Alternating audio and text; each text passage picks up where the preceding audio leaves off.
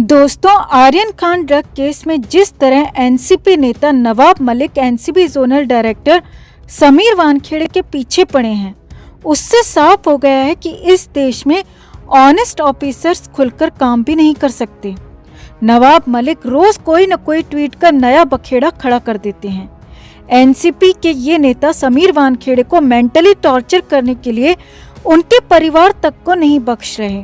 कभी caste certificate तो कभी निकाहनामा और कभी निकाह की तस्वीरें रोज ट्विटर पर डालकर भारत की जनता को नवाब मलिक कंफ्यूज कर रहे हैं। सिर्फ कंफ्यूजन की ही बात नहीं है दोस्तों, बल्कि नवाब मलिक की इन हरकतों से ड्रग्स के खिलाफ हो रही एनसीबी की कार्रवाई भी बुरी तरह से प्रभावित हो रही है।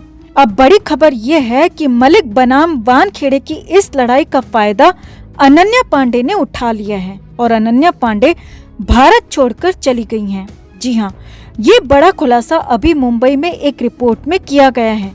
रिपोर्ट में दावा किया गया है कि अनन्या पांडे 3 साल के लिए भारत से बाहर चली गई हैं। तो क्या वाकई में अनन्या पांडे भाग गई हैं? क्या है पूरा मामला, आपको बताते हैं सब। आप भी वीडियो को लाइक और शेयर कर अपना प्यार और सपोर्ट दिखाएं और कमेंट में अपनी बात अपनी राय जरूर रखें।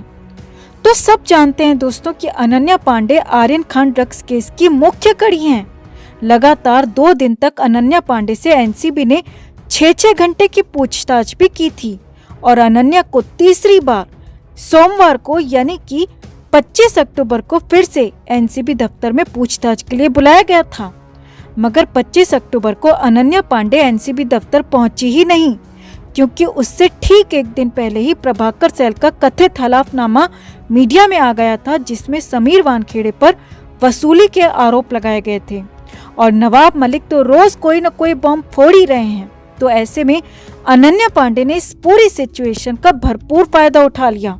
जी हाँ, अनन्या पांडे को लेकर बड़ी खबर ये है कि अनन्या पांडे विदेश भाग गई हैं, वो भी पूरे 3 साल के लिए। मुंबई से निकलने वाले एक बड़े अखबार में दावा किया गया है कि अनन्या पांडे भारत से बाहर चली गई हैं और 3 साल के वीजा पर अनन्या जा चुकी हैं।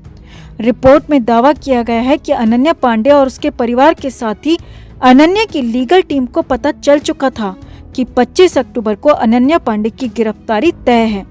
लीगल टीम ने अनन्या पांडे को आगाह कर दिया था कि अगर वो 25 अक्टूबर को तीसरी बार एनसीबी दफ्तर में पेश हुई तो उनकी अरेस्टिंग कंफर्म है, क्योंकि अनन्या पांडे और आर्यन खान की व्हाट्सएप चैट इसका बहुत बड़ा आधार बन चुकी है।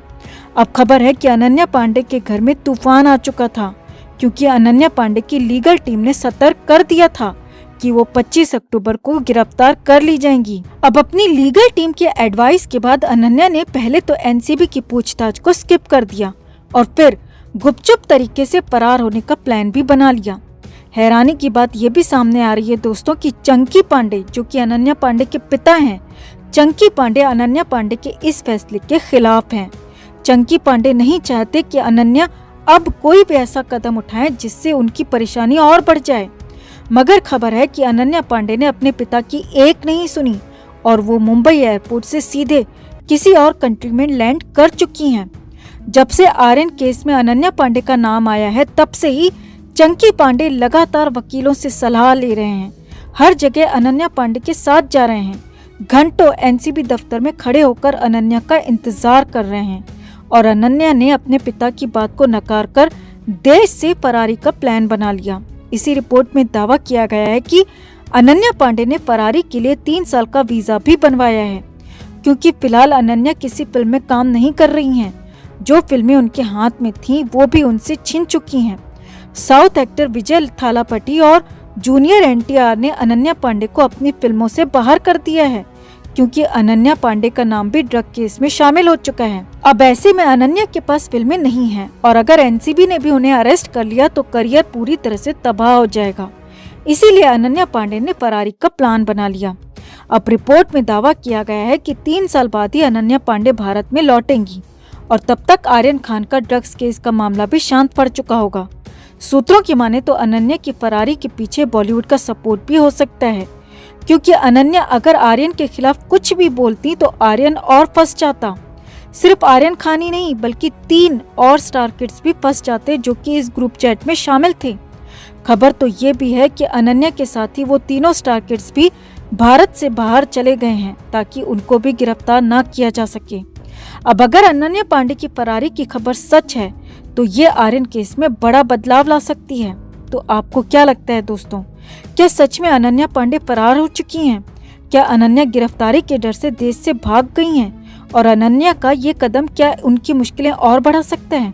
आप क्या सोचते हैं? कमेंट में आप भी अपनी बात, अपनी राय जरूर रखें और वीडियो को लाइक और शेयर जरूर करें। तो आर्यन खान लंबा समय जेल में काट चुका है। अनन्या पांडे की गिरफ्तारी की तैयारी चल रही है और इस बीच जो खुलासे हुए हैं, जो सबसे बड़े खुलासे हुए हैं, वो भयंकर खुलासे हैं दोस्तों। और ये खुलासे अनन्या पांडे आर्यन खान की चैट से हुए हैं। अनन्या पांडे यहाँ पर पैडलर का काम कर रही थी। जी हाँ, इन चैट्स के मुताबिक आर्यन की पहली पैडलर अनन्या पांडे ही है और चैट के जरिए इसका पर्दाफाश हुआ है। आर्यन अपने लिए ड्रग अनन्या से ही मंगवाता था और अनन्या के ही जरिए बीट या फिर कोकीन की व्यवस्था होती थी। और जैसे ही अनन्या पांडे को आर्यन से ऑर्डर मिलता, वो तुरंत ही आर्यन के लिए इसका बंदोबस्त करती, खरीदती और फिर आर्यन तक पहुंचा देती। और आर्यन ने ये भी पूछा कि व्यवस्था हुई या नहीं, तो अनन्या ने साफ साफ कहा है कि व्यवस्था हो जाएगी, डोंट वरी। अनन्या पांडे तो यहाँ तक कहने लगी है कि वो इस बिजनेस में आ चुकी है, यानी कि ड्रग पेडलिंग उसका बिजनेस बन चुका था। अब ये लीक्ड चैट इंडिया टुडे के जरिए सामने आई है। उस चैट में क्या क्या है पहले वो भी देखिए और समझिए, फिर आपके सामने सिलसिलेवार तरीके से उस चैट को डिकोड भी करेंगे। आर्यन खान ने पूछा वीड, फिर अनन्या पांडे ने कहा हाँ ये डिमांड में है आजकल। उसके बाद आर्यन खान ने कहा मैं तुमसे ये सीक्रेट अंदाज में लूंगा। और फिर अनन्या पांडे ने कहा हाँ ठीक है। ये पहली चैट है जिसमें साफ साफ देखा जा सकता है कि अनन्या पांडे और आर्यन खान की वीड को लेकर बात हो रही है। आर्यन खान आगे कहता है कि वो अनन्या से इसे सीक्रेट अंदाज में लेगा और फिर अनन्या जवाब देती है कि हाँ ठीक है, वीड मिल जाएगी। अब दूसरी चैट देखिए। इस चैट में अनन्या पांडे कहती है अब मैं इस बिजनेस में आ गई हूँ। आर्यन खान तुम खरीद कर लाई या नहीं? फिर आर्यन कहते हैं और नाम लेते हैं अनन्या का, तो अनन्या पांडे कहती हैं मैं वीड ला रही हूँ। ये दूसरी चैट है जिसमें अनन्या पांडे साफ साफ कह रही है कि वो अब इस बिजनेस में आ गई है। और फिर आर्यन पूछता है कि तुम वीड लेकर आई या नहीं, तो फिर अनन्या का भी नाम लेता है और उस पर अनन्या पांडे साफ साफ जवाब देती है कि मैं लेकर आ रही हूँ। यानी कि पूरा का पूरा धंधा खुलेआम चल रहा था, रैकेट चल रहा था। कोई पर्सनल कंजम्पशन वाला मामला नहीं है दोस्तों, बल्कि लगातार ये धंधा चल रहा था। अनन्या पांडे खुद मान रही है कि वो अब इस बिजनेस में आ गई है।